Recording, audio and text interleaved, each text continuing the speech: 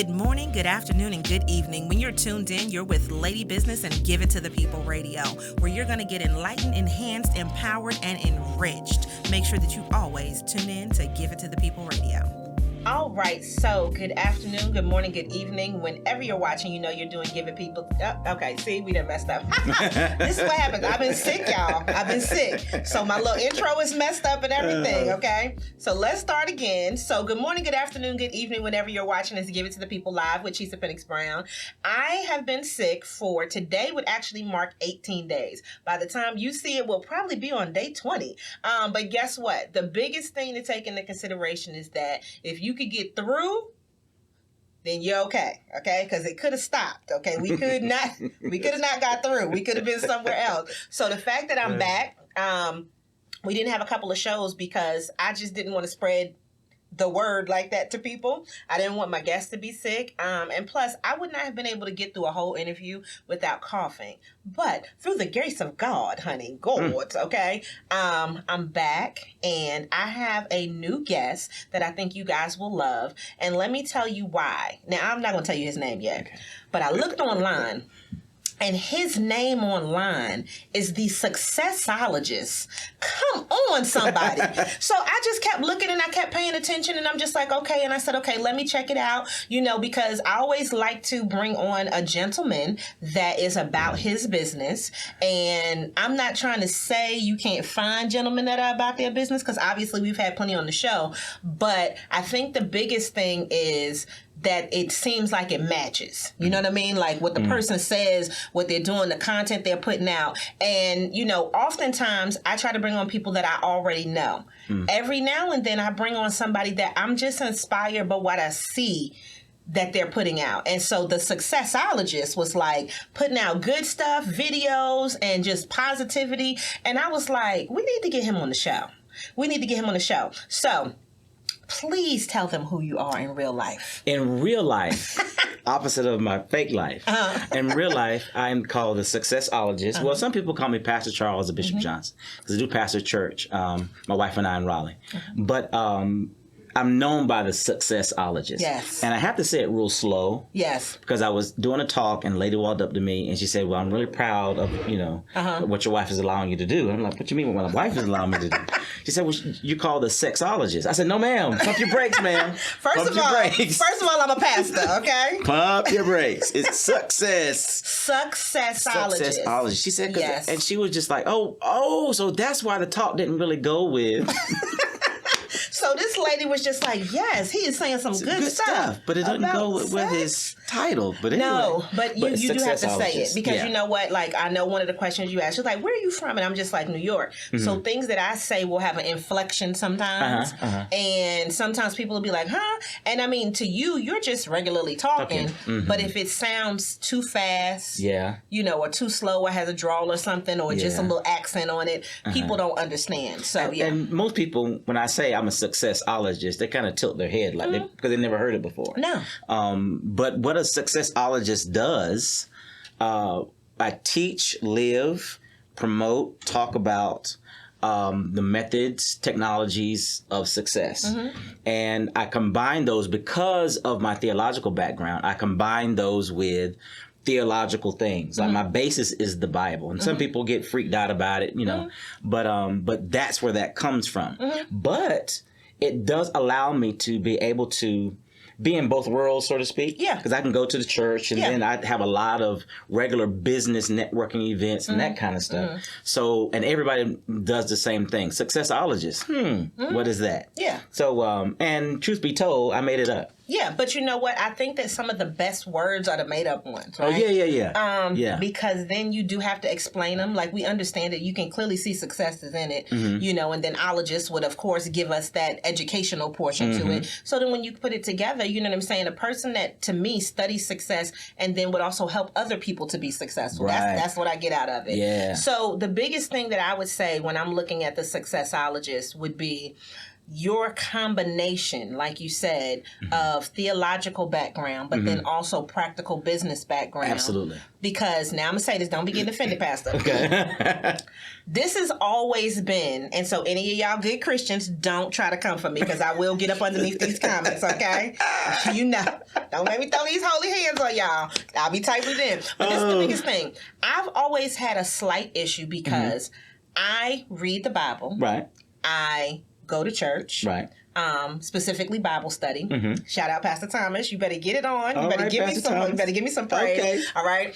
And the biggest thing that I have an issue with is I love the stories of the Bible. Right. Right. I love the practical application of things, the rules, and all of the rest of that. Yeah. But I always know that somebody, specifically some men, put the Bible together and said that this is what's going to be in the Bible. Yeah. Because if, of course, theologically wise, you know that there were other books of the Bible that didn't make it into the Bible. It was like, this ain't the cut. Y'all don't get this, right? Right. So that's always my issue. But I still think that there is value in the idea, the stories, and it's one of those things where it gives you a guide to follow. Exactly.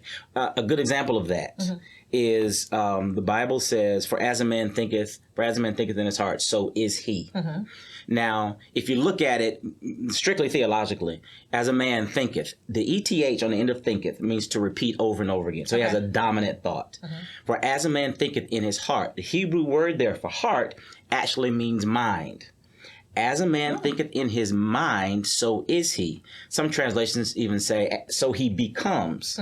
So then, the practical application to that is what I constantly think. My dominant thought is what I'm going to become. Come on, that to me, that's that law of attraction. You know what I mean? Exactly. And we fight it, especially in the church house, we fight it because we don't understand scripture.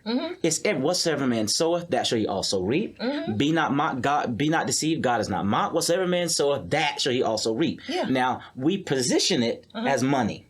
But it's not just money. It's not just money. Okay, it's give me some lessons. Everything that I'm putting out, be it my thinking, be it my words, be it my attitude, whatever it is, I'm going to get that thing back. Yes. And I'm going to get it back greater than what I put it out because that's what the law says. Yes. You cannot plant just one seed. You're going to get a tree, but a bunch of apples on it with more seed. Yes. So the law is that whatever I put out, that's what I'm going to get back. And see, I totally agree with that. That's why it's like, you know, sometimes when you think of it, and you know how people are conspiracy theorists and all the rest of that. Yeah. I'm not necessarily a conspiracy theorist. I'm just a realist when it comes to things. So when I look at just let's just look at when people say the seed, right? I'm a big believer in that. Right. You know, that this starts really small and then it grows into something else. And that's how I feel like with you talking about the successologist, to me, it gives me that whole feel of you can do something. And so I'm all about that, you know,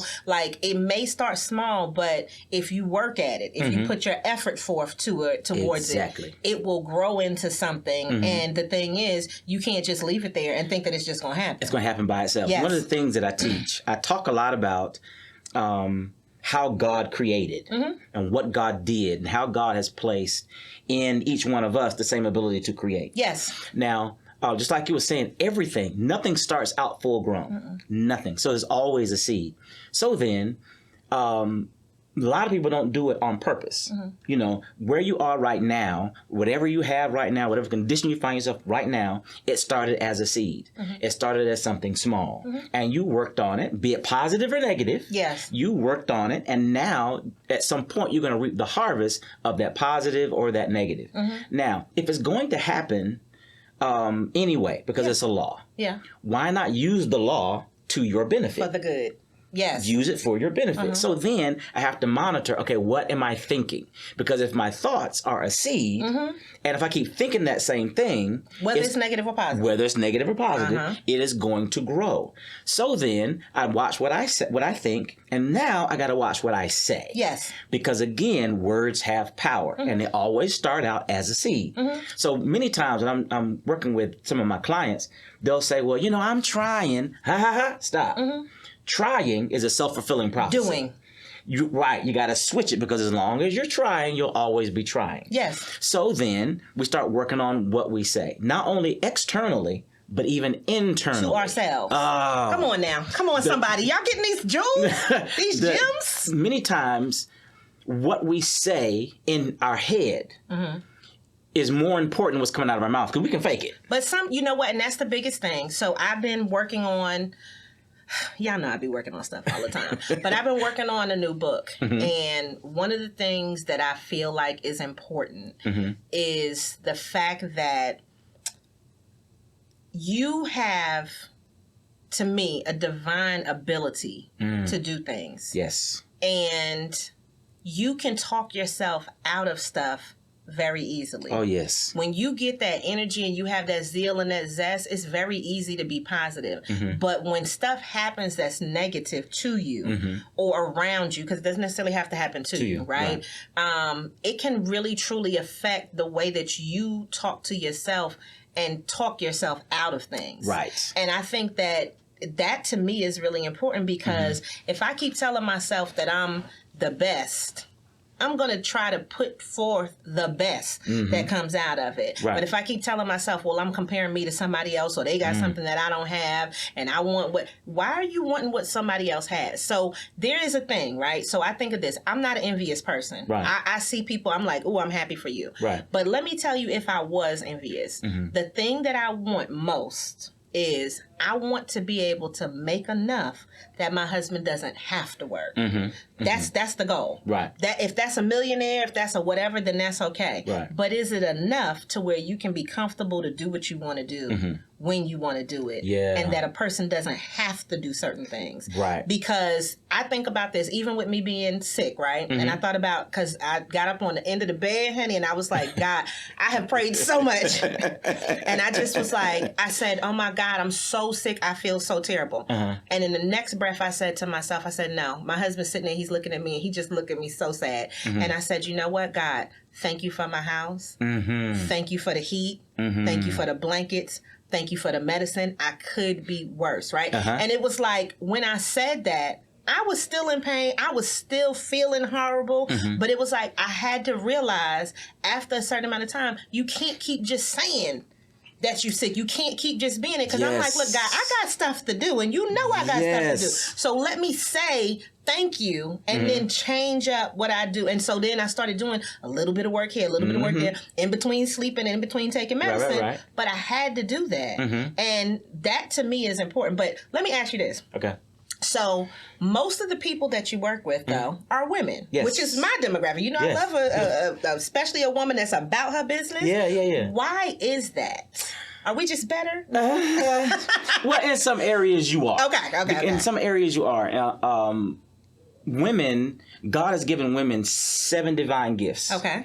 At least 7. Okay. That we really know about, that are heightened in women, that men typically don't operate in. That's amazing, because 7 is my number. Oh, okay. 3 and 7 and 22. Don't be trying to play my number. Because y'all know if y'all in the church, you ain't supposed to play no numbers anyway. You know Jesus will come and turn over a table on y'all. Okay.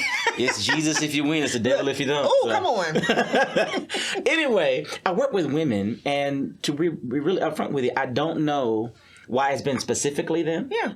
But women tend to show up, they're more open. And right now, and I'm sure you've noticed this, just the plethora of women entrepreneurs, women coaches, women CEOs. And it's when it comes to men, we're very analytical. Women are very emotional. And so if something clicks with you, you automatically kind of give yourself over to it and you become a part of it. So all of if I do a live event, the majority of them are women. All of most of my coaching clients are women. My personal coaches, women. So that has a lot to do with it. But then again, you know, I'm married to a woman. I have 3 older sisters. All of them are women. You know, so I'm in tune with some of the things that will hinder a woman, some of the things that she needs to hear, some of the things that she needs to understand, even about herself. Sometimes women, you don't understand how powerful you are because you're not in the environment that will promote it. One of the gifts that are heavy in women is it's called intuition. The rest of the world calls it intuition. In the church, we call it discernment. Come on, I love some discernment. You don't know why you know, but you know. You just kind of know. That you know. It's just, and you can't even explain to a person how you know it, but you just know it. All he said was hello, but in the hello, you kind of felt just a little bit, or you just can't trust it. And the reason that many women push it to the side is because it's not affirmed. The people around you aren't saying, when you told me so-and-so and it happened, I should have listened to you. They don't come back and say that. Yeah. They don't come back and give you the props that you are due. So then you start putting it to the side a little bit. You say, well, maybe I was wrong. Or maybe, maybe it was the ham hock. Or maybe it was the macaroni and cheese. Was it the ham hock? See, that's why I don't eat pork. See? It might have been the ham hock. Get off that pork, y'all. Stop messing with it. But women have this sensitivity that men just don't have. Okay, so when I'm thinking about this, I think about the fact that I just had somebody say to me maybe a week or so ago that they would like to work with me because they see the work that's happening, right? But they said, and it wasn't like a bad thing, it was just more so of a criticism, but not in a bad way. Okay. That you do all of this for women, but what's the stuff for men? And I said to the person, I said, well, my stuff is open to the public, most of it. Yeah. When I do my certain things, yes, it is for women, but that's my demographic. Right. If men were like, oh my God, I'm coming to all of your stuff all of the time, then okay. Do I have some men that come to a whole bunch of things and that learn and everything? I do. Yeah. But the difference is drastic in the numbers. And so the gentleman was just basically saying he would love to do some more stuff specifically for men and specifically for black men because there wasn't as much stuff out there. True. Now, when I see things from men, typically it's like men working with younger becoming men, right? Right. So teenagers, right? And that's most of the stuff that I see, but I really don't see anything that's specifically for men. But what I can see is I have seen, so pay attention to who's really in charge of some of these events. I have seen a lot of things recently, specifically, that are women driven. Okay. Right? As far as who they're marketing to, who everybody is, but the people behind it are men. Yeah. But to me, it's the same thing that you're saying. Exactly. Is that I'm a man. I love women. I want them to be successful. I love men too. I want them to be successful. And I'm saying love in the, just in that sense. So I love everybody. Right. But I have to focus on who comes to see me, who's spending the money, who's following, whatever it is. Because at the end of the day, we're running businesses. Exactly. You cannot sell ice cream in the Sahara. Ain't nobody going to be there to buy it. Melty. Right. Nobody's there to buy it. You got to, if you want to sell something, you got to sell it to the people that want it. And so at first, I was kind of put off by it. I'm like, ooh, just nothing but women showing up. Am I doing something wrong? But did it make you feel a certain way because of being a pastor? And I mean, I'm just saying that because the whole dynamic of you got the first lady, you got this and that, and then women always get attracted to whoever the pastor is. Was it more of that, or what was it? It was some of that, and it was some of the what I thought people would think. Oh. I thought they would think. So then what I did was, of course, prayed about it, talked to the Lord about it. I talked to my wife about it. And my wife was, well, bae, if those are the people that are showing up, you speak to the people that show up. Yes. Then I talked to another pastor about it, and he said, well, those are people that are showing up. Those are the people you talk to. Yeah. He said, but one thing you need to make sure of is that they know your stance. There you go. They know that you're a happily married man. You've been married for 28 years. You're not looking around. This is not some type of get together, some kind of hookup. This is you being able to help them along the way toward their success. Yeah. So as long as the message is clear, then and the intention is clear, then you shouldn't have any problems. And that's true. He said, but as soon as it becomes muddy, he said, and then too, make sure as much as possible your wife is sitting on the front row and they see like her. This. Right. Prim and proper looking. There you go. But you know what? Yeah, because some people do violate. Yeah. So one thing that struck me about you, I'm looking through your, social media and stuff. PMS. Yes. Now, you know I love a good acronym. Uh-huh. And when I saw that PMS, I was like, what is he doing at the top of this? So tell them about PMS is so that this way they have a clear understanding. Okay. And if they need, you don't need to get PMS, but you might need to get some PMS. Right. But tell them what your version of PMS is. It stands for Power, Money, Success. Power, Money, and Success. And it's where and it's a master class. So it's where I teach things like how to get rid of money blocks, how to shut down those self-sabotaging voices. I teach things about your pineal gland, how God has put things physically, biologically in you that cause you to be able to create. I talk about those 7 divine gifts that women have. I talk about the biggest thing that keeps money away from you. I talk about, I call it the 68-second visualization, how to do it, what it means, what happens. I talk, and these things are techniques and methods. Okay. These aren't just stuff I'm throwing out there. Because what tends to happen, especially in the church world, is we say, you need to change. And that's the end of the conversation. How? And you know what? That's why I knew, listen, God was like, go ahead and have him on the show. Because I'm going to say this too. So if you get your feelings hurt, you get your feelings hurt again. Type it, whatever. I have an issue sometimes with people that do vision board parties. And it's not the idea of it. It's not the community of it and all the rest of that. But my issue has always been, okay, so we cut out some pictures, we put it up there, we say that we want some stuff. Yeah. How do we get to it? Yes. And people consistently... Now, I'm going to say this, just because some people I know, this is not talking about everybody, but the people that put on the vision board parties haven't gotten there either. So... when I see some of these coaches, how do you start out a business being a coach and you've never had a successful business in the first place? Yes. If you're going to teach somebody else how to do something, to me, that means that you have already done it yourself and hopefully been successful at it. Right. And then you can give somebody the cautionary tale. You can give somebody the best advice. You can give them the reference and the resource because you've done it. But there are a lot of people that are starting coaching businesses, and that's the business. How are you coaching me to something that you've never done and have not been successful at? I've done, and maybe even we'll do some more vision board parties. But mine are totally opposite of what everybody else is doing. I opened the vision board party by saying vision boards don't work. There you go. And they don't. They're pictures put together on a board and you put it up. So the important thing is, how do I manifest this stuff? And so I go through that process. I go through the process of how you bring anything. Human beings, as far as we know, are the only ones that can take a thought and make it physical form. Nothing else on the planet and in the universe, as far as we know, is able to do that. So then I teach people, this is what you do. This is how you bring that car or that trip or that business into fruition so it becomes real. If you don't do this, and if you don't do it every day, this is the other thing I really harp on, daily, is that it has to become a habit. Your dominant habits have gotten you to where you are right now. So then, if you want to go further, or if you want a better life, you got to look at your habits and start changing those habits. So you got to make a habit of working toward that. What am I doing today to get to that vision tomorrow? Come on. What am I saying about myself? What plan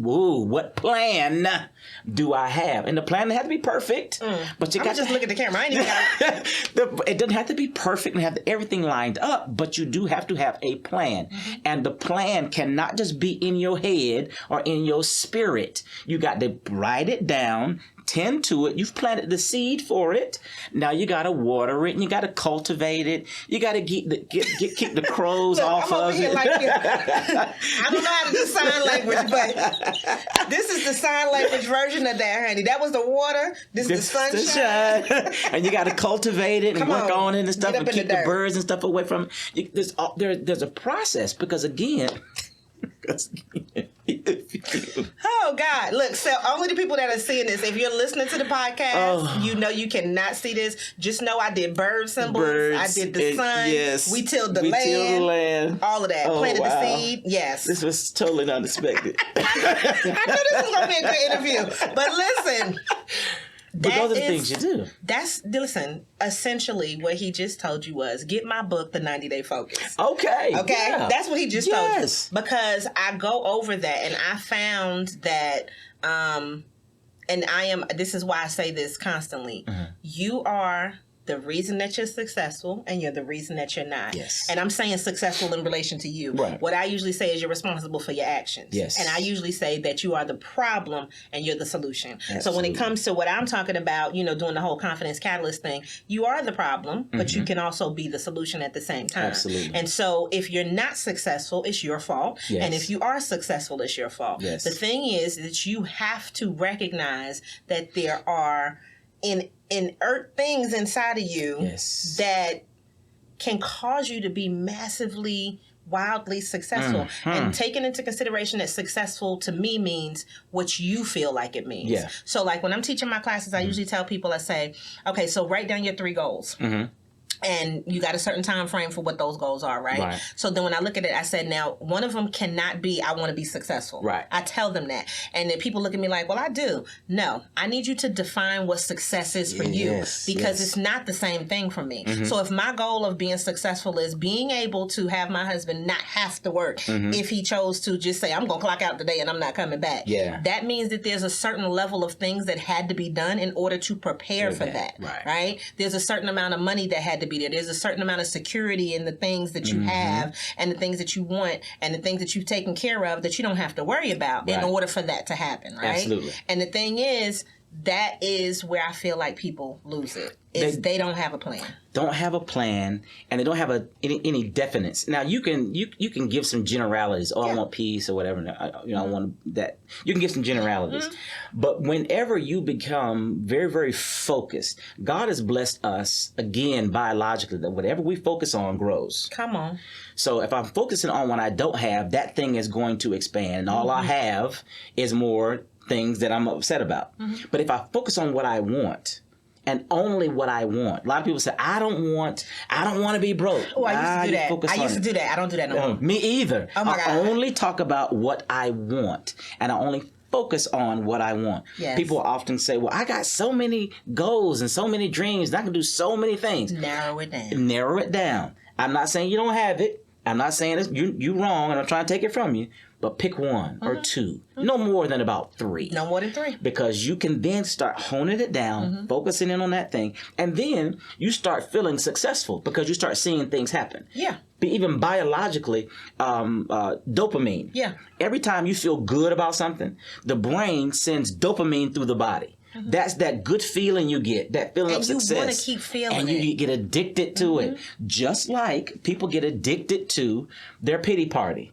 Being a victim. I don't have time for that. Drama. They'll, even if there's no drama, they'll create it. And I have seen that over and over again. Yes. So I need to ask you this because I know somebody is going to be like, where you say his church was? Okay, look.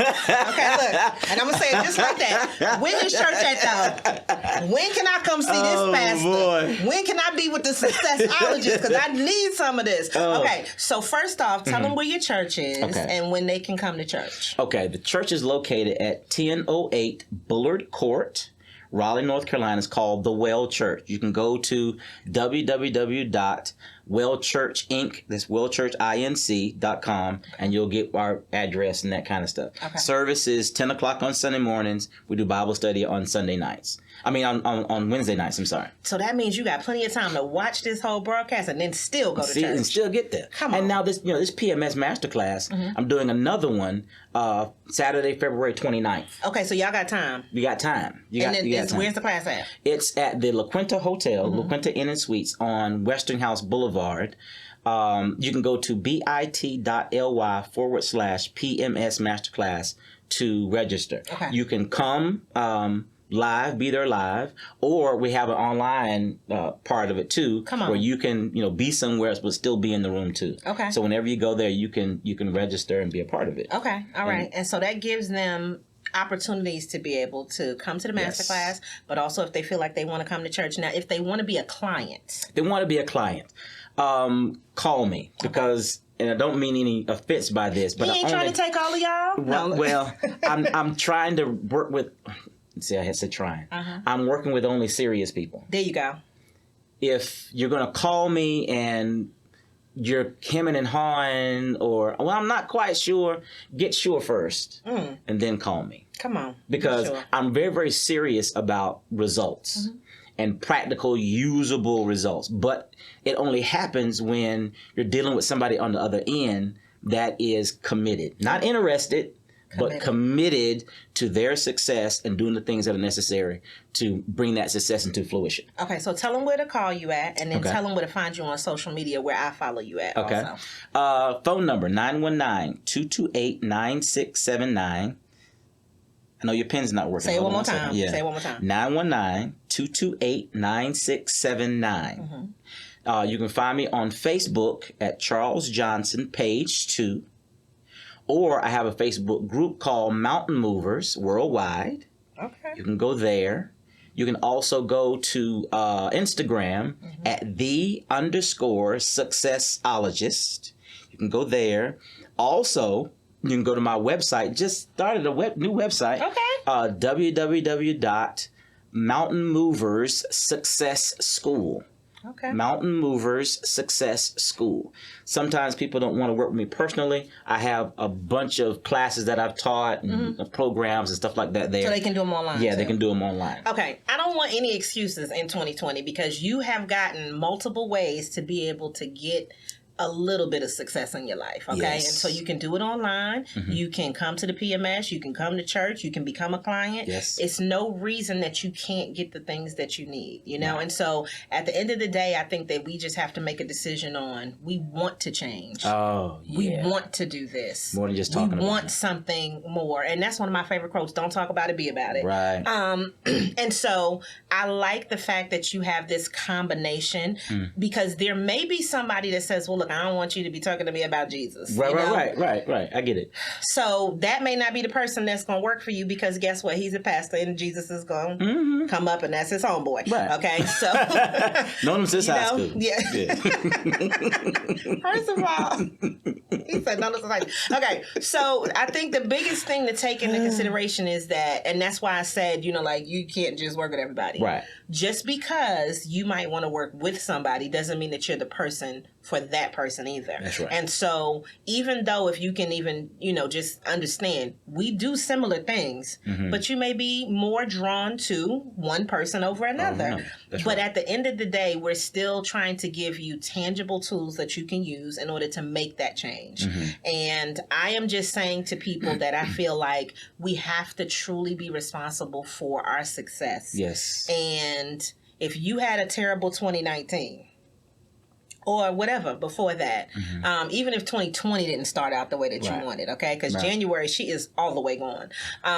You know, you got 12 more months, 11 and a half almost, to fix it, you know? And as God willing, you get more breath and more life, you have more time about it. Right. to do something. And so, Charles, he's from Lumberton, North Carolina. Lumberton. Yeah, where in Lumberton at? I don't even know what area code that is. Is that 919? 910. 910? Okay. 30 miles south of Fayetteville. Yes, okay. Give them some of your other accolades because, you know, people got to feel a part of it with some of the school stuff, okay? Shout out the schools and stuff. Well, I'm graduate of Apex School of Theology. That's where I got my Bachelor of Theology. I don't know if they got a thing, but I'm be like, Apex? No, I don't know. No. I don't know if the School of Theology. Oh, maybe I should do like this, Apex? Put a little cross and a little... And throw up the signs. Look, right? Apex. I got my Master's of Divinity in Leadership from Liberty University. Okay. I did go to Winston-Salem State University for 3 years. I met this woman, and I didn't go back. Oh, hello. I met her in school. My wife, I met her in school. Yes. And she blew my mind. And so I said, well, I'll just, I'll get back to this. I don't know. What's the little ram thing? You ain't a ram. I don't know. What's y'all? Chewing tobacco, spit. If you ain't a ram, you ain't, well, I'm just saying. Come on, praise the Lord. We can't say that last word. Okay, because look, because you know what I realized is that sometimes, people like you a little bit more when they know what your resume is, right? So it's true. Not, and I'm not trying to, but once they got that resume in there, then it's like, oh, you a Ram? Oh, you went to Liberty? Oh, you went to Apex? Yeah. I mean, I've been blessed to speak around the world. I was in Dubai Dubai last year. Come on, Dubai. You see my head wrap. Then I've had the opportunity to be on television shows, Word Network, TCT, Dove Networks. I've even spoken for secular companies. They do with juvenile probation. Yes. Their national symposium, I spoke for them. I've spoken to several business networking groups. Even the North Carolina Medical Board has been one of my clients. I work with all their senior management. So I did that because I want you to know he is for hire too. Yes. Okay, so if you need to hire him to come speak to your group, get on that website. Okay, it was Mountain Movers. Mountain Movers Success School. Success School, okay. Yeah, mountainmoversuccessschool.com. Okay, .com. Or you can call me. Just call me and say, hey, look, I want you to come and speak to my group. Can you speak about this particular subject or whatever? Yes. And even if you are a business person, you have employees and you want to work on their mindset because your business will not grow any farther or any more than the mindset of those people that you've put your business into. Yes, definitely. So I can do all those things for you. Just give me a call. Well, this is why this show is important to me because you don't know everybody that can help you. And when we bring on guests that give you a wealth of information, that tell you about their business, that give you some perspective, that is an important thing that I think that sometimes you might miss, right? And so if we can talk to people that are real, that are right here in the community, it makes a difference because now you know, and so just if you have the time, share this message in a group, share it at an event, share it on your page, share it wherever you are at, because I think that the message overall is something that people need to hear. And so with this, I would like to bid you guys adieu. I would like to say thank you so much, Charles. Thank you. This has been great. Thank you for allowing me to come. This is really good. This was really a great interview. This is one of my favorite ones, especially since I'm back from being, impaled, right? Was I on the cross? I don't know if I was on the cross, but I was close to it. But now that I'm back, this was a great first interview to come back and just get all of everything that I needed because God don't make no mistakes out here in these streets. So I would just like to say to everybody, make sure that you always show up and show out and continue to give it to the people. So I created the Glow Getters because I wanted women to make sure that they could give a little bit of their shine to other women. And to know that you don't lose any of your shine just because you're helping somebody else. There are so many great women in the world that have businesses, that do events, that are mothers, that are entrepreneurs, that are bosses. And Glow Getters is here to help celebrate that. So we want you to join because if you're a Glow Getter and you know you have plenty of shine, you've got to give it to the people.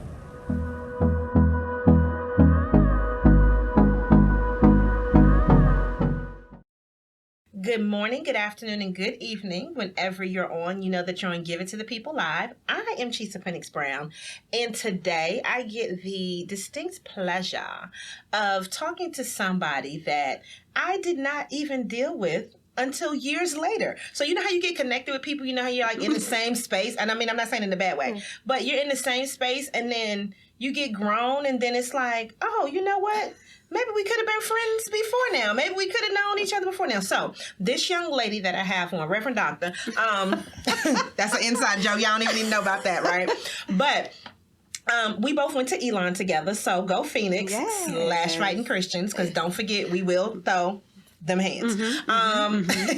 Praise the Lord. Hallelujah. So the biggest thing is but she's younger than me. So you know how you're older and you're just doing your thing. You got your clique and then people come in and it's school, right? And then afterwards, I don't even know what happened, but she sent a message or something or we just started, and I'm just like, you know what? We could have been good friends while we were in school, but it was just years later, right?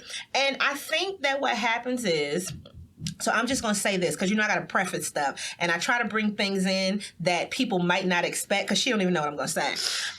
Sometimes, and so if you are a Black Greek, let's just say this. Sometimes when you're in school, you don't deal with people because they're not the same organization or whatever. And I think that that's probably what happened, right? So I am of the illustrious Sigma Gamma Rho Sorority Incorporated.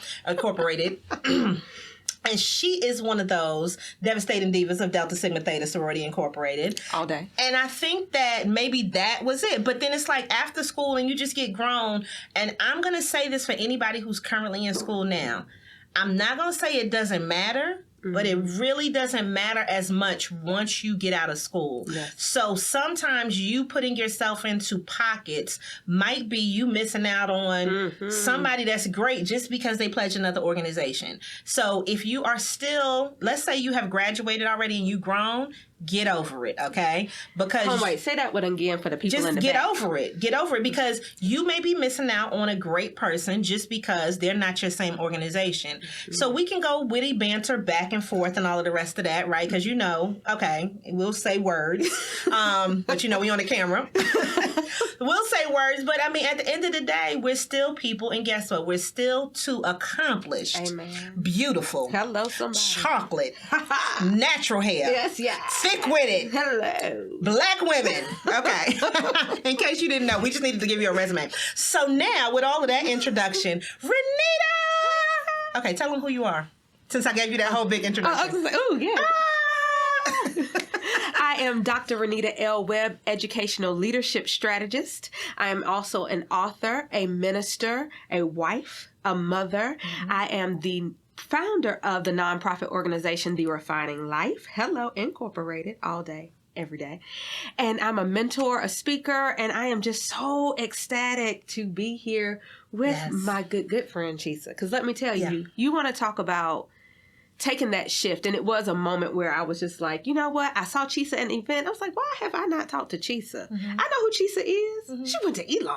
So I said, I just hit her up. This was one of those real good slide into your DMs. In a good way. In a good way. And it was, at this point we were business minded. Yeah. And I saw Chisa doing her thing. And I said, there is no way on earth I'm going to miss this opportunity to reconnect with her or to really make a real connection with her.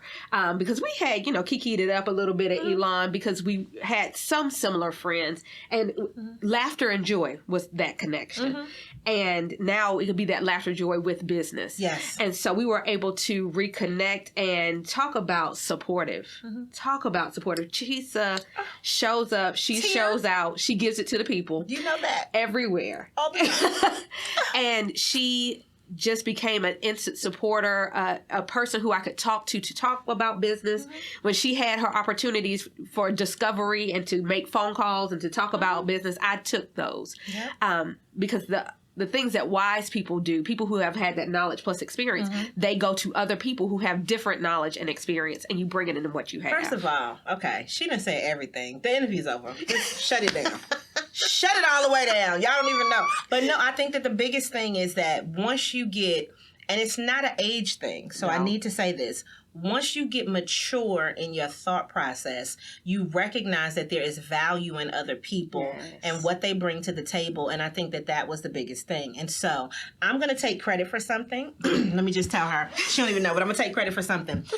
So 2-3 years ago now, I don't even know, but I probably 3. Actually, I know it was 3. 3 years ago, I was heavy on Periscope. Okay, she was heavy.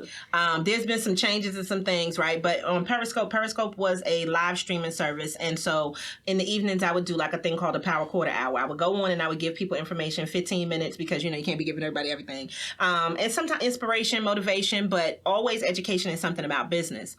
And it was wintertime, and I know this for a fact, and I was telling people some things that they could do, because if it's wintertime and you can't go anywhere, what can you do to still enhance your business? And one of the things that I told her, or told people in general, she just happened to be on, was about starting a podcast. Yes. And I told her about Anchor FM. So I'm going to have to take a little bit of credit. She gets it all. Because she started her podcast, and she has been rocking and rolling with this podcast ever since. But let me tell you why I'm also proud of that. Because not only do you do the podcast, but I saw the transition in your marketing. I saw the transition in your branding. I saw it in your pictures. I saw it in you reaching out to do more speaking engagements and stuff like that. And I'm not saying I'm taking credit for all of that, okay? But I am saying that it starts from you listening to one thing and then just doing it and then just running with it. And so you've been doing your podcast now for at least 2 years, right? Girl, listen, she don't play games. She don't play games. But that's the biggest thing is I think, I got an idea. Oh, I could channel this into something. And you took it and you just ran with it. Let me tell you though, it was definitely one of those you read something and you apply it. There's so many times that we have the opportunity to get information and we read it and we're like, oh, that's such a good idea. And we save it. I am good for saving links. Put it back here. But not this back there. Sometimes we just put it on our Facebook. On the computer? Or we put it in the phone. We type a note or we, like on Pinterest, you'll pin it. But then you don't return to it. And it was one of those moments where I listened to my God instinct and God said, this is something for you. Take action. And so it wasn't you could do this. It was, I started it. I think I may have started it that day. I read the thing, went to anchor.fm, like Chisa's podcast, ching, ching, and said, oh, all I got to do is talk on my phone. Do it. Hello, you have reached Room for Refinement Radio. That came real quick. You better give him the little voice, little podcast voice. Hold up, y'all not ready for that. Who did I reach? Room for Refinement Radio. Ooh. Yes, it's very different than the normal Renita voice. You just have to go with it. But I have also taken that. So this whole idea of Sankofa, where you get ahead, but you reach back to keep moving ahead and you pull other people forward. So my good friend Steven, who used to be one of my teachers, now has his own podcast on anchor.fm called Ed Talks. Come on, God. But see, that's what I think this whole thing is about. And so if we are really being, let's just say, good stewards of the purpose that we have, we have to realize that we have things to give people. And I'm going to be honest. Listen, I'm just going to have to tell y'all the truth. Your girl be sitting on stuff. Content, videos. And so this is the year that it's like, we have no choice but to flood you. So just know that the floodgates are opening, okay? And I think that, you know what? One thing I could say about you is you took it and you also went in different directions, but you involved your kids. You involved your husband. And I think that the thing to say about that is that we have so many different talents and you've been able to take those different talents and pull them in and act and all of the rest of that. And sometimes I'm just like, where's her energy coming from? Like, I don't even have all of that energy. And then she went and had another baby, and I was like, little baby woke. That's what I call her baby. That's not her name. But her baby, when she was first born, she was asleep. Now listen, sleep on Black Friday at a Black Friday event, wrapped up, going like this. So I started calling baby Little Woke, right? And then she still kept doing stuff. And I'm just like, to me, that is an inspiration because, if you just break down just being a reverend, let's just stop with the REV. That's too much already. It's too much. Because the amount of energy that you have to take in from other people and healing other people, and then you do all of the rest of this stuff, it's too much. You're just wonderful. I don't know. Tell them about your life. Tell them what you do. Oh, my goodness. So that's something I've been taking restock in. Like, what do I do? And what do I do? And why do I do that? Because every now and again, that's what we need to do. You have to take notice of what you do, because what I've been noticing is that I feel drained a lot. You be doing so much, and mind you, now I'm saying this. It sounds so hypocritical, right? I'm saying this as a person that does a lot too, but I'm like, you are literally saying I'm acting in a play, okay? I have my kid who is, okay, just tell them about the Black North Carolina, all of that. Yeah. So my daughter and I, my daughter actually has crowned her successor. So she was Little Miss Black North Carolina, USA 2019. Just passing it down. And then she encouraged me to do a pageant in March of last year, and I became Mrs. Black North Carolina, USA 2019. See? So the beauty in that, though, was this year-long opportunity to share with my daughter, to encourage her, to expose her to different things, because we got to go to a lot of different appearances, both that were garnered by the organization and then that we created, because we created 2 school tours. And we were able to go speak to all of these people and to see her transformation in that. And so, like, the last event we did was the mother-daughter tea with Beauty 180 in Nightdale. And they asked for both of us to speak. And they said, just have her speak from her experience. Yeah. And we kind of talked it through. Yeah. we got to that event, and she just went. She went for like 10 minutes. Okay. Now, hold up. Please tell them how old little baby is right here, though. So at that time, she was 8. She just turned 9. What 8-year-old do you know that's like, I'm about to get his speech and I'm about to be up here for 10 minutes? No, but that's the thing, is that they learn by seeing you. Oh, yes. And the things that you do then transcend. And I just want to say, like, if there are parents out here that are not as engaged as they could be with their children. And if you take an interest in them and you foster that business acumen, and I'm going to say that primarily, okay? Yes. But then also the arts and the creativity of things, it will naturally occur that they will be successful because they'll always want to be doing something. Yes. They might wear you out, but that's one of the things that I'm just like, and then she got 2 little girls. I'm like, whoa. Okay, so I'm like, look, that is a lot to do and to be a part of, but them seeing that and then being able to take that business side and be little teeny weeny professionals, I love it. I love it. That's why I don't have no little babies. Because if I did, they'd be having little head wraps on. But they would be amazingly fly. God, if I had a little day. girl, she would just be amazing. Okay. And she would just be draining my pocketbook because she would be okay. But listen, so what I do instead, I find little babies on Instagram and we adopt them for like 5 minutes and then we get rid of them. I just find cute babies on Instagram. I'd be like, this is our little baby for like 5 minutes. Don't this look like this could be me and you? And then he'd be like, yeah. And we'd be like, oh. And then we get off of that baby. They keep moving. Babies cost a lot of money. I can't be a part of that. They are not cheap. No. But the other part of that is so my oldest daughter's had the opportunity like to see the Refining Life grow from the ground up. Oh, definitely. So Refining Life is 5, almost 6 years old now. And so she was 3 when we started. Mm-hmm. And so she's been at every single conference. She opened conference this year. She was the welcome speaker. First of all, come on, open speaker. But it was her first time of being able to say, I've been here every year, but now I'm actually a part of it. Yes. Because she also helped do our QIT session. We did Queens in Training this year with some younger girls. So she's seen all of that. And then like this year, the baby, she's now been at 2 years of conference. So this is like natural hat to them. Yeah. And also to be so busy because I work 3 jobs. I am a program director for a program. 3 jobs. 3 jobs. I am a professor, an adjunct professor at Elon University. Talk about full circle. Come on, Elon. And then I also do some heavy volunteering. I'm assistant office manager at her dance studio. And to be able to support her even in that realm.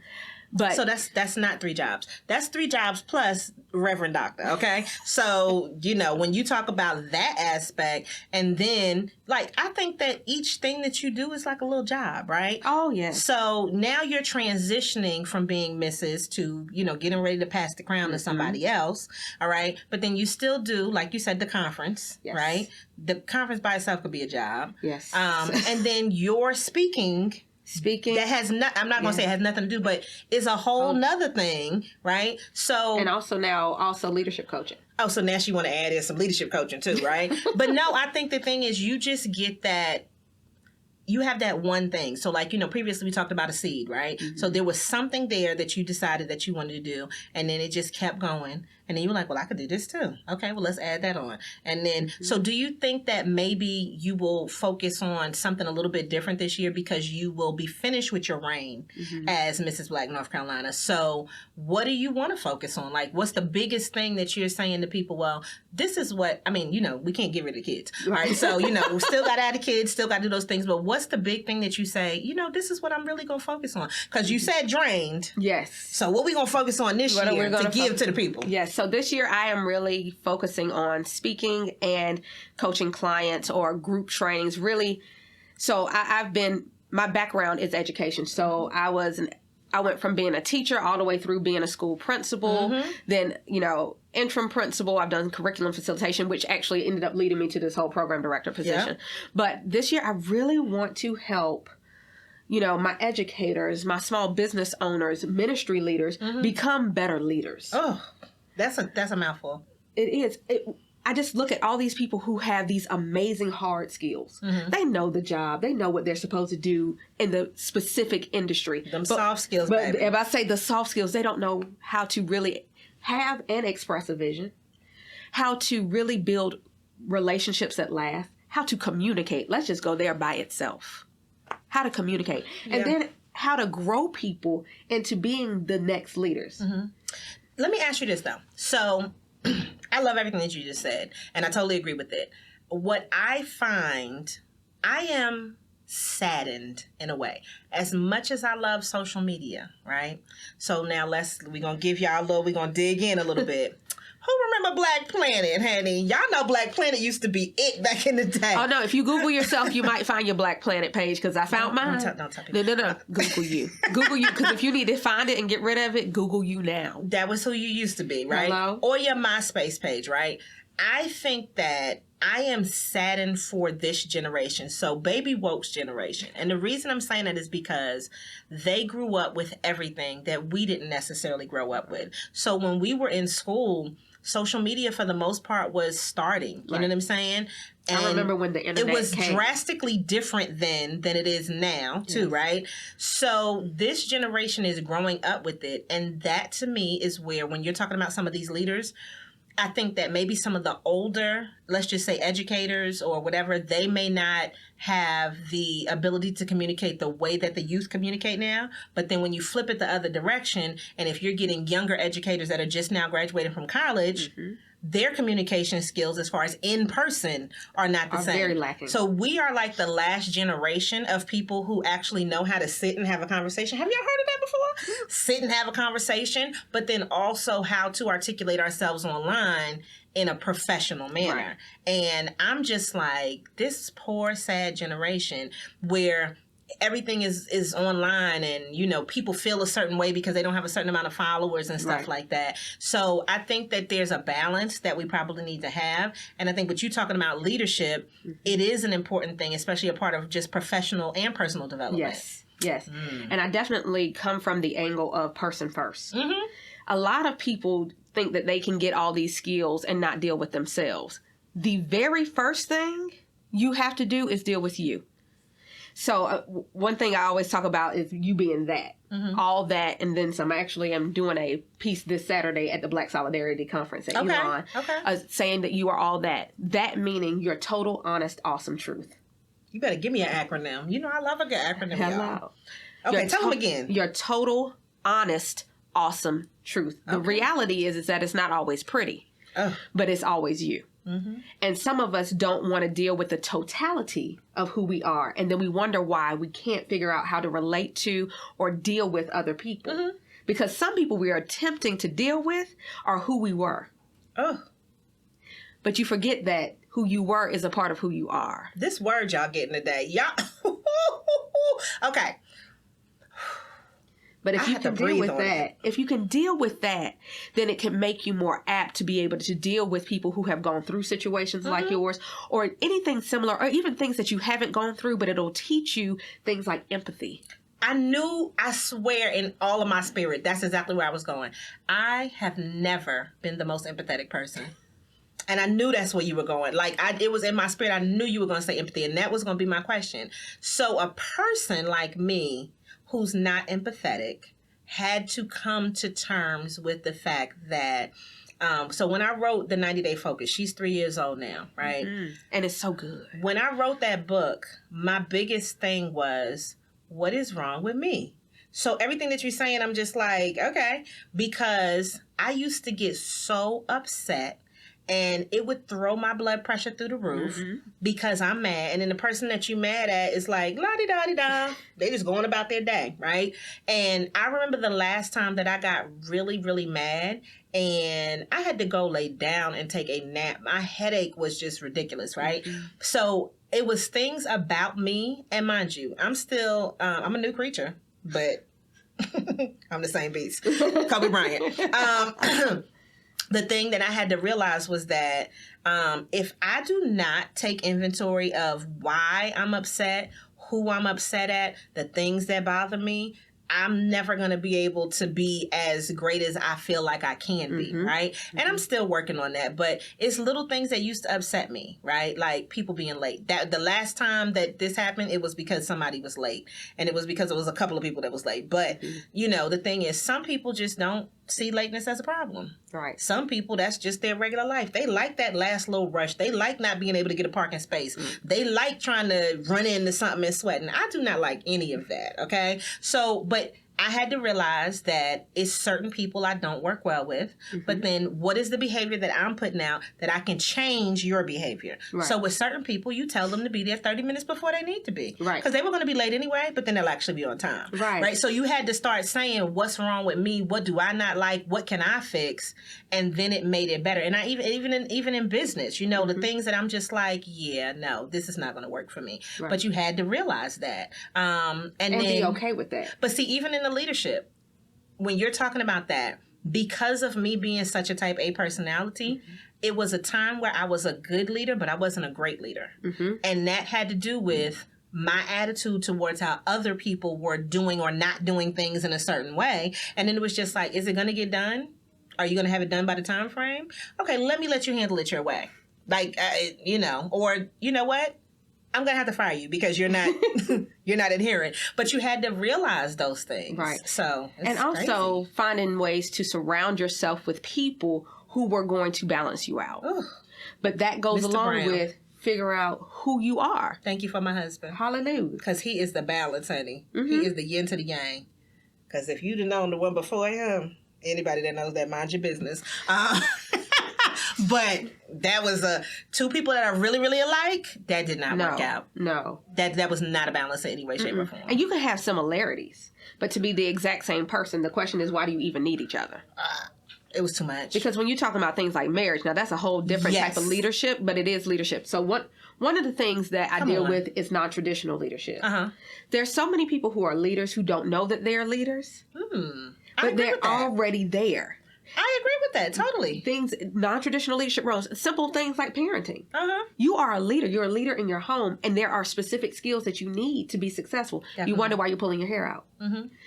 But these non-traditional leaders, or they forget that this is a type of leadership role, they forget that there's certain skills they need to bring to it. It's still things like vision, relationships, communication, and even dealing with other people who are going to eventually take your place. Now, not in a marriage, you don't want to raise up the next boo. That's not what you want. But you know what? If it's in a marriage situation, and I have said this to people, because people will be like, "Oh, you and your husband y'all so," and I'm like, "But do you know why me and my husband work? We work because we treat it like a business." Yes. When we first got together, we had conversations about credit, about this, about that, about our goals, about where we wanted to be, what we didn't want to do, parents, previous relationships, all of that type of stuff. And then we said, well, this is what we're going to do because we're going to be, new creatures, right? That was the biggest thing. Like even setting out time. Okay, so look, I'm going to be finished doing such and such by this time.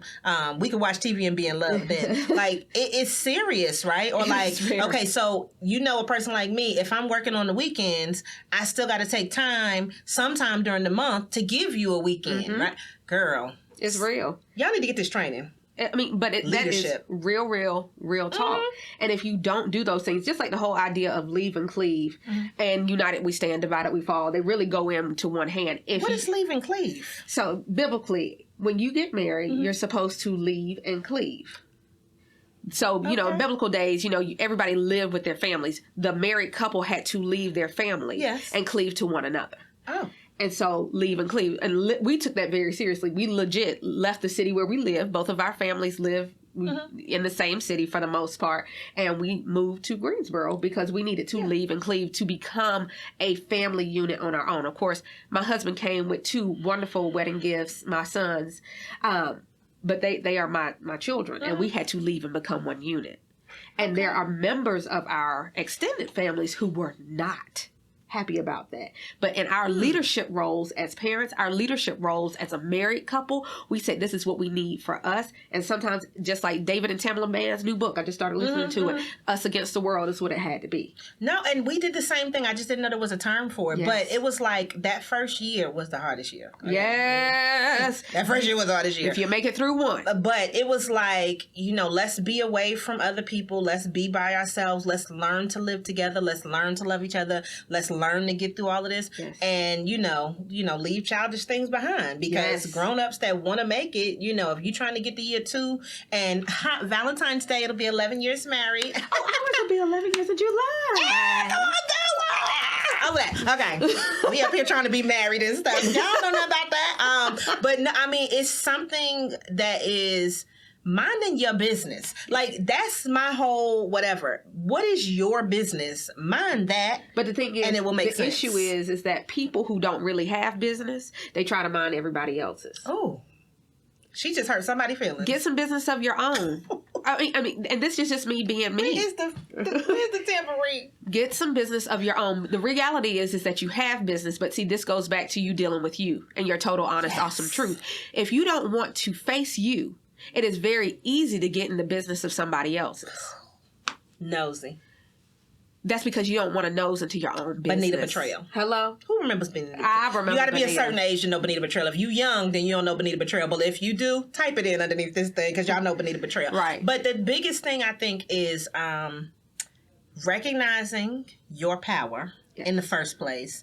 And to me, recognizing where you want to go next. Yes. Like, that's the biggest thing. And so if I want to be somewhere different, I have to do something different. But or you maybe have to have more a of desire. something. But you have to have a desire. Yeah, there definitely. are so many people who get complacent and comfortable. It is. One of my favorite moments in life, and I've learned to love this is not something I've always enjoyed, is to be uncomfortable. When I realize that I'm uncomfortable, I know it's change time.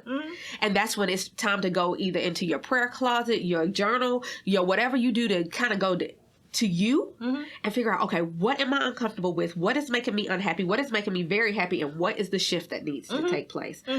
Lead you. Lead you. That is a leadership position that every single person has. You have to lead you. That moment of discomfort is such a beautiful thing. It is. Because it's an opportunity for you to change.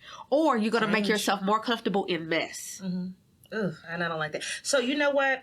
Out of what you said, I feel like it is an important, so I want to just bring it back around. It is an important thing for you to recognize. Like, that's the biggest thing. First of all, recognizing that there is a change that needs to happen. Yes. And then figuring out what you're going to do about it. And I do that on a regular basis. And I just did it the other day and I was like, okay, so this, and this happened. And this didn't happen the way that I wanted it to. This was good. This was bad. What do we need to do to fix that? What's the next thing? And it's one of those things where it's like, if you don't pay attention to you. Yes. Now, this is, I gotta hear your opinion on this. People that feel like it's other people's responsibility to make them happy. Because there are plenty of those out there.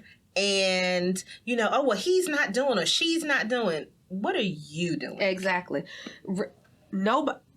Will Smith, I remember lately him and Jada have been having these wonderful kind of lives, talks on their different social media sites. And one of the things they dealt with was the fact that they couldn't make the other one happy. Yes. It was in no way, shape, or form the responsibility of the other person to make you happy.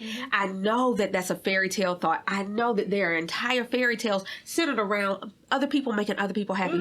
Honey, it has nothing to do with anybody else.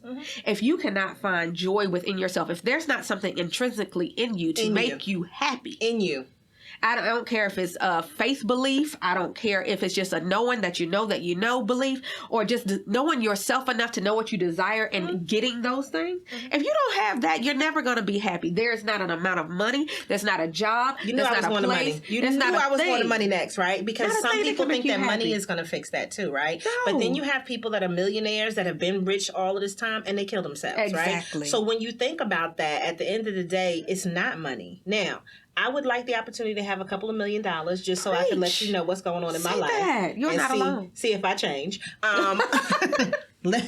Please, let me get some of the million so I can see if I change. But no, I think like when you say intrinsically inside of you, and we've had this discussion too, if I got $1 million today, I'm still going to be the same person. Let me tell you what's going to happen. Amazon boxes galore.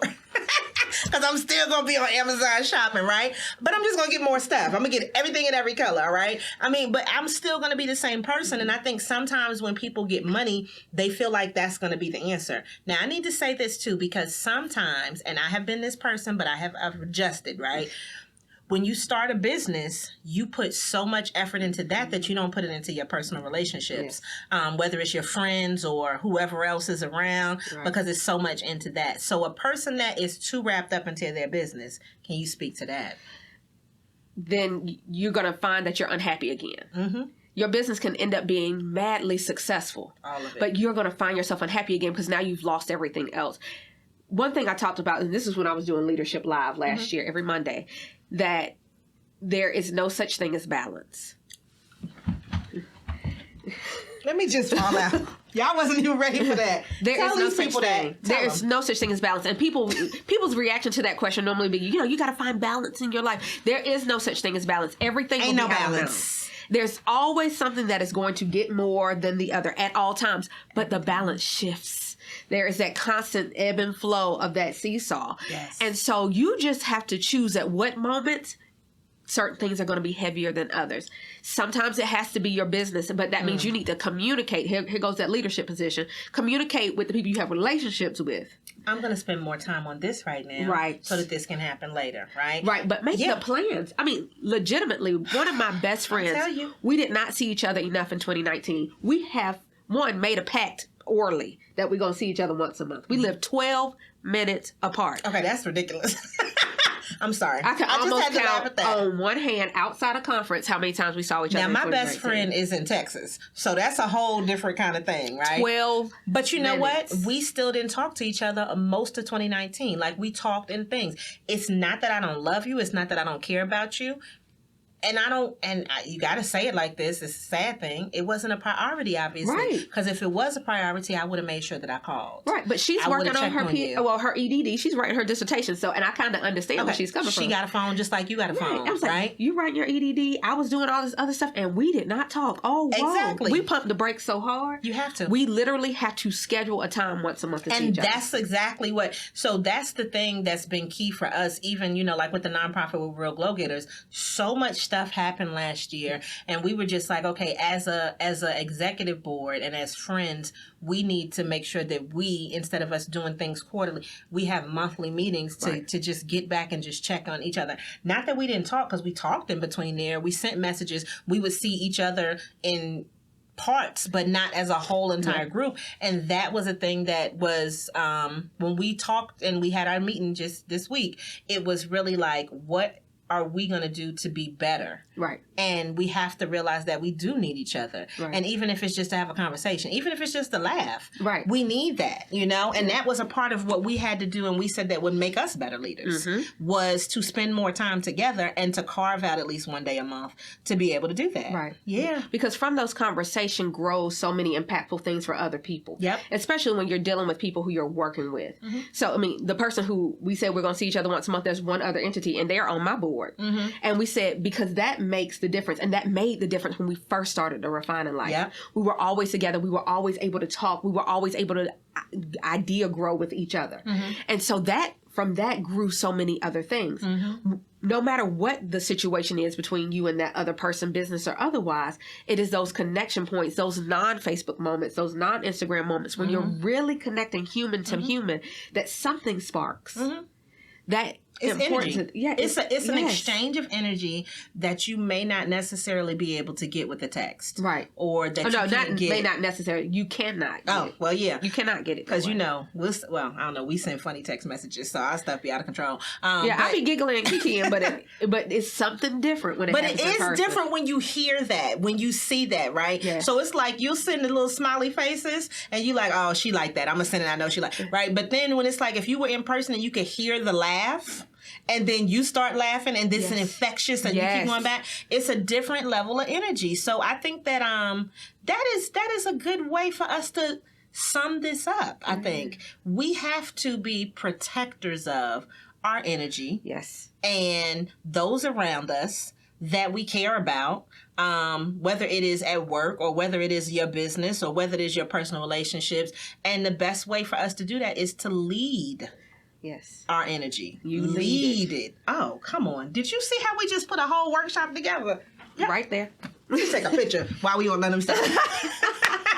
But no, I mean, it does make a difference, though. But I like the idea of what you're talking about, the non-traditional leadership roles, because sometimes people just don't think about it. Oh, no. They just don't think about it. I did Leadership Growth Academy last year with my first group of students, and two of them One was a business leader, still didn't see herself really as a leader. Okay. And the other had a non-traditional leadership role. And she was like, I'm just taking this because it felt good to take it. Yeah. And then we walked through how she was a leader. And by the end, the change in how she was communicating with herself, with her people. All the way up. Oh, it was crazy. But even now, I talked to her post-course and she's like, yeah, so Renita, I was looking at this the other day. Remember how when in class we were talking about non-traditional leadership? on. And this is how I feel I sit. And she's gotten a new role in her corporate career. Okay. And seeing how she even leads in that non-traditional role. Yeah. And how she still has to act as a leader. Yeah. There's just so much more to leadership than people think of because they think of traditional leadership titles. So if a person says, well, look, Renita, I want to take a course from you. I want to learn from you. How can they reach you? And what do you have that's coming up that a person can be engaged and involved in and then be able to get their leadership levels up? Yes. Well, you can always email me. Let's start there at thedoc@drrenitawebb.com. That's DRRENITA.WEBB.com. TheDoc. So you can email me there. I'm open to the phone call. I enjoy a phone call. I like talking to people, as you can see. I don't like a phone call. She doesn't, but I do. 336-901-0827. You can call me. Or you can go through my website, www.drrenitawebb.com, DRRENITAWEBB.com. So those, you can get me in those avenues. I'm on Facebook. I am on Instagram. I'm on Twitter. Not really, but I'm there. But everything is Dr. Renita L. Webb. You can find me there. But what I have is opportunities I'm taking coaching clients right now. So we can do one-on-one. And with the one-on-ones, we will also create a mastermind that will meet once a month from all my one-on-one clients that are open to masterminding. I know some of you all. Because everybody's not. Right. Yeah, some people are just like, I want to keep my mind to myself. Right. And you. And that's it. We are one. Yeah. So I do ask that question. But for my people who want to come together, because it's something about when multiple amazing people come together. Okay, and to be able to spark off of each other. So I provide that once a month. Now, where is that at though? So this is all if they want to travel, because they got to come to you for that, or I come to you. Okay. So we set up our meetup. I do not currently have an office. You see my face about that? But we're working on it. God provides. Hello, somebody. Okay. But I do. But no, when you do the mastermind with everybody, we do virtually. Oh, okay. Yeah, we get in the good Zoom room. Then that's and the go office. Get your computer and get your internets up. Yes, so we can Zoom it, or if we're decently local, I can come meet you. Okay. Yeah. And that's awesome though. Now, but you got to say where local is because people may be watching from different places. Oh yes, that's right. We need a perimeter of proximity of distance. I forget how big time. There you go. We need a proximity. So internet. The triangle of North Carolina. Okay. And that's a big area. Yes. We're talking about a good couple 100 miles. Literally. Oh, yes. Oh, yeah. My car is very good at moving because I drive a lot. Yeah. And so, yes. So, triangle in North Carolina is local to me. Otherwise, I will come to you for the right price. Premium.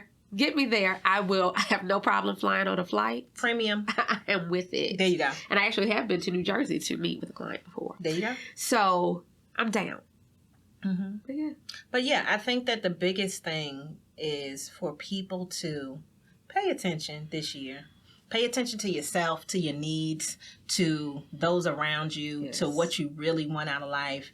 And just recognize that you are a leader. Yes. And you might be leading yourself down the wrong path. But you can come on back. Or you can change direction at any time that you want to. So I always love that meme when they say, life happens and it's like, if stuff doesn't go the right way, just tell everybody it's plot twist. Honey, it might be a plot twist right now, but you are the author of your story. Hello. And if you're going to write a great story and it's going to end well, then that means you got to take responsibility for you. So 2020, also go ahead and get that book because a lot of the stuff that she talked about, again, is inside the 90-day focus, your action plan for success. We're going over 8 life focus areas.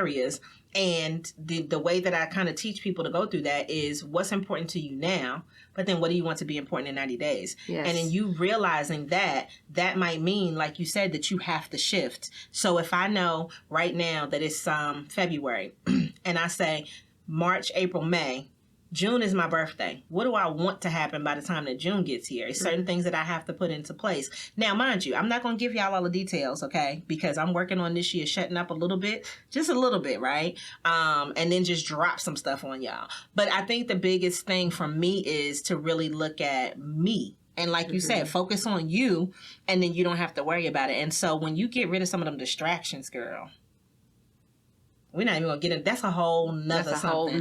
But leadership, like that is really an important thing, and people need to realize that. Right. So you know how you can find her. You know where she's at. You like the chocolatey face over there? You know, she got old milk chocolate. I'm a little slightly darker. I don't know. They just put a little extra cocoa in over here. But these little chocolate faces y'all got going on, we are super wonderful. Did you love this? I think you loved it. So if you loved it, please make sure that you share in a group, share in your page, share inside of an event if you feel like this is applicable to somebody. Because I think that the more that we share and the more people get to see these messages, then you know about other people's businesses. But you also get that word out, that message, and you share that energy with other people. Yes. So thank you so much for being on today. Thank you for having me. Because she just did her own interview. I mean, I just was like, I'm just going to sit back. What you talking about? I'm listening, right? That was a wonderful thing. And I'm really glad that you got to come on and that people are going to get to experience this. Because if you didn't know, now you know. Hello, right? Somebody. There you go. So make sure that you always show up and show out and continue to give it to the people. Bye, guys. Bye.